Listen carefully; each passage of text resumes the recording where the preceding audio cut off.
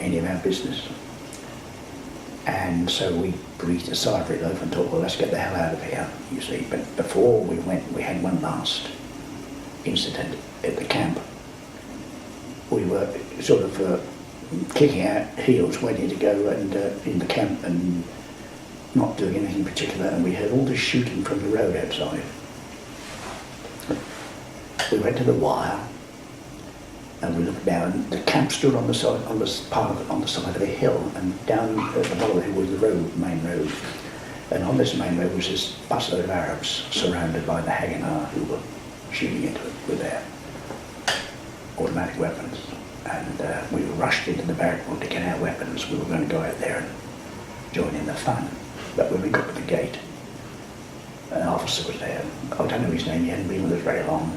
And he said, "It's no longer any of our business," he says, "put your weapons away."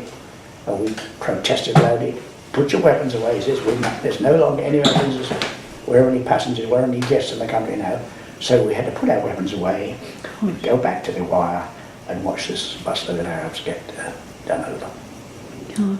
And after that, we were repatriated to the big cantonment at Telewinski, and then home for demob, you see.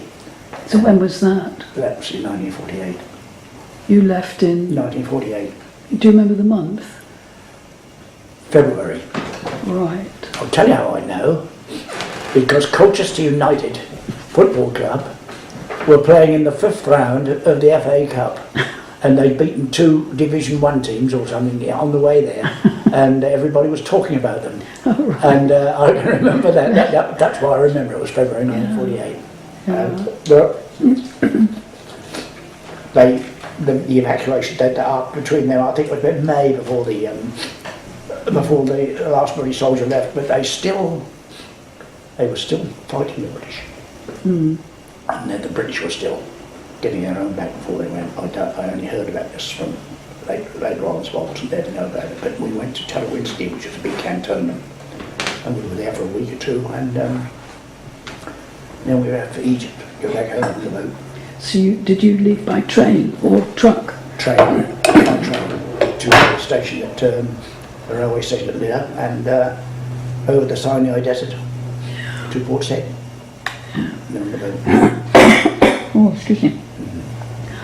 Were you aware of much of the actual trading that was going on towards the end, of selling of not just arms actually, virtually anything, both to Arabs and Jews? Because I know somebody sold a couple of tanks.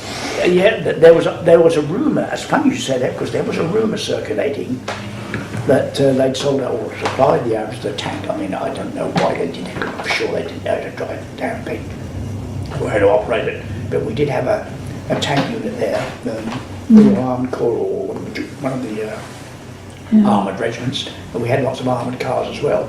But they were certainly giving the Arabs the weapons, spare weapons, and we had to get rid of a lot of them, you see. And the Arabs might as well have them as anybody else. Yeah. And the Palestine police were very active in that area, training them in the use of rifles and Sten guns. Yeah, but they weren't going to do any good, because they just had, you can't do that in a matter of a few days, you know, it takes time. But we did our best.